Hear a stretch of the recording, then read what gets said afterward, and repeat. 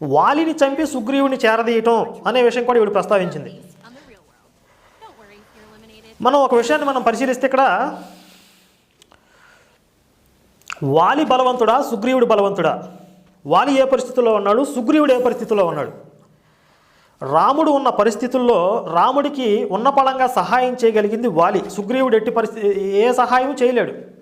సుగ్రీవుడి దగ్గర సైన్యం లేదు, సుగ్రీవుడి దగ్గర రాజ్యం లేదు, అతని ఆ శక్తి సామర్థ్యాలు వాలి కన్నా మించినవి కావు. కానీ సుగ్రీవుడు దగ్గర ధర్మం ఉంది, వాలి ధర్మం తప్పాడు కనుక వాలిని శిక్షిస్తాను, సుగ్రీవుడిని రక్షిస్తాను అని వాలిని సంహరించాడు. నిజంగా రాముడిలో ఒక కుతంత్రమైన రాజనీతి కనుక ఉంటే బలవంతుడైన వాలిని చేరదీసి సుగ్రీవుడిని హతం చేసేవాడు. ఇక రాముడు రావణాసురుడిని చంపి